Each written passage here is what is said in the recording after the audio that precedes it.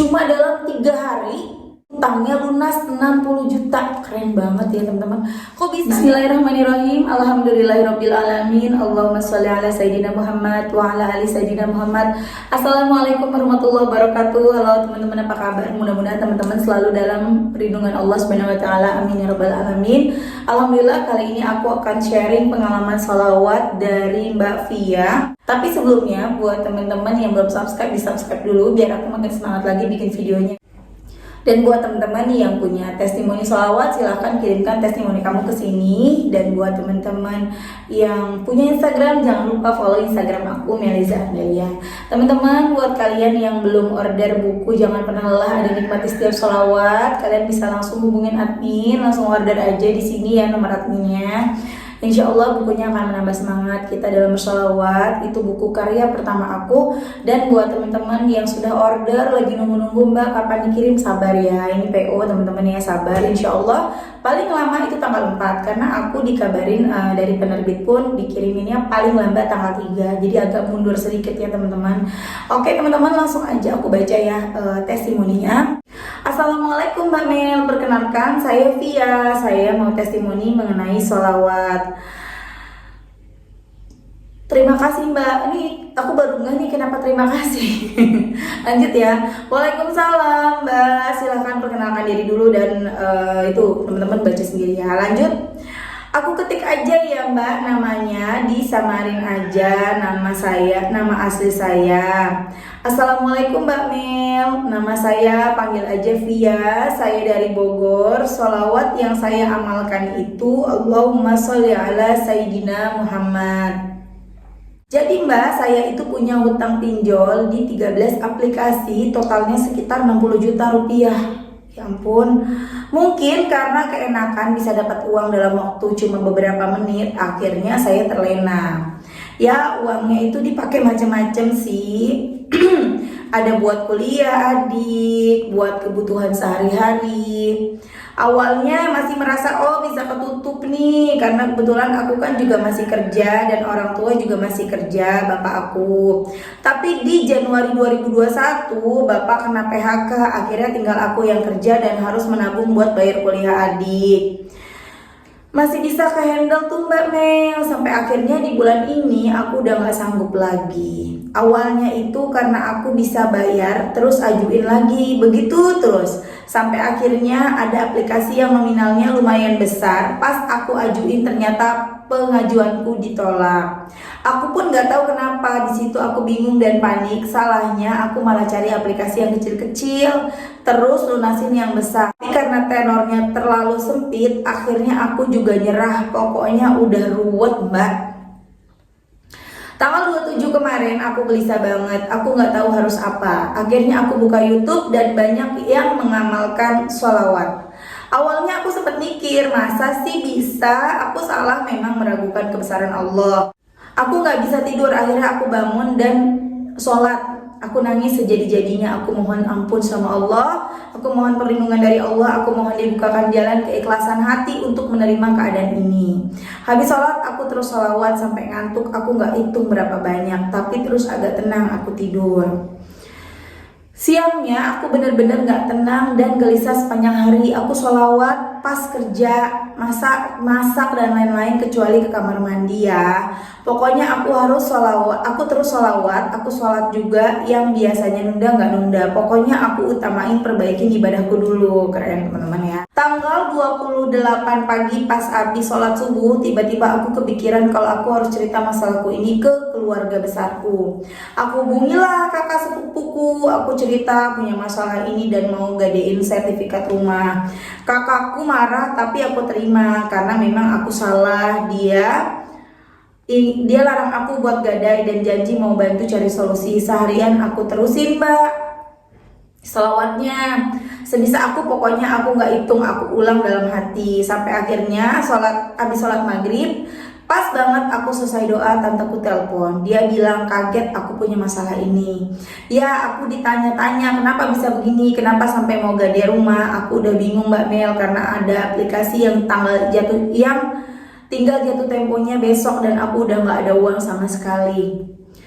Tahu gak Mbak Mel, ini pertolongan Allah memang besar dan maha dahsyat. Tanteku mau bantu buat lunasin utangku. Bayangin 60 juta Allah lunasin dalam sehari Mbak Mel melalui tanteku. Terus dia bilang uang kuliah adikku nanti dibantu sama omku. Ya Allah, aku langsung sujud syukur dan gak tahu harus berterima kasih seperti apa.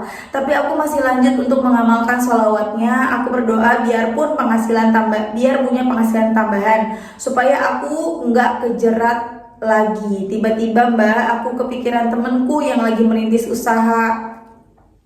Aku iseng chat dia, ada nggak kerjaan part-time yang nggak mengganggu waktu kerja intiku. Terus Masya Allah Mbak Mel dijawab ada dan mau telepon aku nanti. Sangat di luar nalar Mbak Mel bagaimana Allah menyelesaikan masalahku dalam waktu 3 hari. Masya Allah, dahsyat sekali Mbak. Dimana yang lain berbulan-bulan belum diijabah, Mbak Via cuma 3 hari. Jangan sampai putus sholawatnya ya Mbak. Ingat, jangan kejar hasil tapi fokus ke ampunan Allah. Pasrahin semuanya sama Allah. Ada kalanya doa kita cepat dijawab, namun ada saatnya lama dijawab. Allah yang lebih tahu yang terbaik buat kita. Jika suatu hari Mbak punya doa lama dikabulkan, jangan lelah sholawat ya, karena pasti ada rencana Allah yang indah di balik itu semua. Iya Mbak, sampai detik ini saya masih nggak percaya. Ini bener nggak sih? Saya sampai bingung, sampai mau malu sendiri. Selama ini terlalu mengejar dunia. Memang Mbak, saya terlalu sombong dan lupa kalau saya itu nggak ada apa-apanya di dunia ini. Semua punya Allah, saya cuma dipinjemin. Pesan buat semuanya, selalu ingat kalau semua ini hanya titipan dan gak ada yang instan. Semua harus ada doa dan usaha. Jangan pernah mengambil jalan yang memang sudah jelas dilarang oleh Allah. Ambillah jalan yang memang diridhoi Allah. Memang sulit tapi hadiahnya kan ridho Allah, benar. Iya Mbak, insya Allah saya mau tetap istiqomah. Allah udah sayang banget sama saya. Dia kasih saya teguran supaya saya mendekat kepadanya, dan Allah kasih saya jalan supaya saya tambah dekat dengannya. Ini kesempatan yang benar-benar gak boleh saya sia-siain. Makasih Mbak Mel, saya udah boleh cerita panjang banget. Semoga Mbak Mel keluarga sehat, bahagia, murah rezeki, dan selalu dalam lindungan Allah. Amin, amin. Sukses terus ya Mbak, amin. Masya Allah ya teman-teman, itu tadi testimoni dari Mbak Via, keren banget. Cuma dalam 3 hari utangnya lunas 60 juta, keren banget ya teman-teman. Kok bisa ya sampai cuma 3 hari, sementara kita berhari-hari, berbulan-bulan, bahkan bertahun-tahun baru dikabulkan doa kita sama Allah. Gak ada yang mungkin bagi Allah. Kenapa bisa? Pertama, Allah lebih tahu yang terbaik buat hambanya. Yang kedua, bisa jadi dosanya Mbak Via tidak sebanyak dosa kita. Yang ketiga, mungkin amalnya Mbak Via lebih banyak daripada amal kita. Kalau aku lihat di sini Mbak Via itu bantuin ayahnya, bantuin orang tuanya, ngebiayain adiknya. Itu pahala loh, besar banget loh pahalanya loh. Sama aja kita bersedekah ya teman-teman. Karena sedekah yang paling utama adalah ya ke keluarga dulu. Orang tua, adik kakak, pokoknya keluarga kita, dari keluarga inti, keluarga besar, baru ke yang lain-lain. Keluarga dulu, kita lihat dulu keluarga kita nih butuh nggak. Jangan kita sibuk sedekah ke mana-mana, kita lupa saudara kita susah, keponakan kita susah gitu loh, tante kita susah ya teman-teman ya, om kita susah, apalagi orang tua. Jangan sampai ya teman-teman ya, jangan sampai seperti itu. Atau buat teman-teman yang punya karyawan dulu tamain karyawannya. Setelah keluarga, kita punya karyawan kita dulu, baru kita ke yang lain gitu ya. Nah teman-teman, di situ tadi aku lihat, yaitu tadi amalnya, bisa jadi amalnya Mbak Via lebih banyak daripada kita. Maka ketika Mbak Via mulai bersolawat, udah cepet banget tuh gitu loh.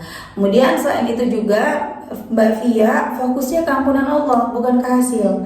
Fokus ke ampunan Allah, dah pasrah. Dan itulah yang terjadi. Tapi jangan mikir lagi, ya enak Mbak Via sih punya saudara yang banyak duit, ya enak Mbak Via sih punya saudara yang baik. Saudaraku mah nggak kayak gitu. Ya kan kita nggak tahu tantenya beneran punya banyak uang apa enggak. Bisa jadi tiba-tiba saat niat mau nolongin Mbak Via, tantenya dapat rezeki nomplok, kita kan nggak tahu teman-teman. Ya, dan atau bisa jadi tantenya tidak tantenya mungkin tidak seperti itu, tapi tiba-tiba ketika Mbak Via mulai bersolawat, hatinya jadi lembut, jadi mau nolongin. Jadi segala sesuatu yang terjadi itu semua atas izin Allah, teman-teman. Jadi kita jangan melupakan itu, jangan menyepelekan itu. Ah iya sih, iyalah dia bisa, enggak, jangan kayak gitu. Kita itu semua kembali kepada Allah. Biarpun saudara kita kaya gitu, teman-teman ya. Kalau memang Allah tidak mengetuk hatinya untuk menolong kita, ya nggak akan nolong gitu. Kalaupun saudaranya tidak kaya, kalau Allah mengizinkan dia bisa membantu kita, ya bisa gitu. Nggak ada yang nggak mungkin bagi Allah. Ya, ayo teman-teman semangat baca sholawat, dan kita nggak boleh iri sama orang lain yang enak banget sih dia udah ditolong, sementara aku nggak. Kita fokus ke diri kita, fokus ke ampunan Allah itu dulu. Benerin dulu diri kita nih, benerin dulu ibadah kita, benerin dulu hati kita, benerin pikiran kita. Pikiran berprasangka baik sama Allah, hati kita benerin, jangan suka julid sama orang lain gitu ya. Kemudian perbanyak ibadah kita, fokus ke ibadah kita sendiri, fokus ke ampunan Allah. Pikirin dosa kita tuh banyak banget, pikirin dosa kita tuh banyak gitu. Jadi gak usah fokus ngeliat ya orang lain enak banget ya gini-gini, aku kapan, gak usah.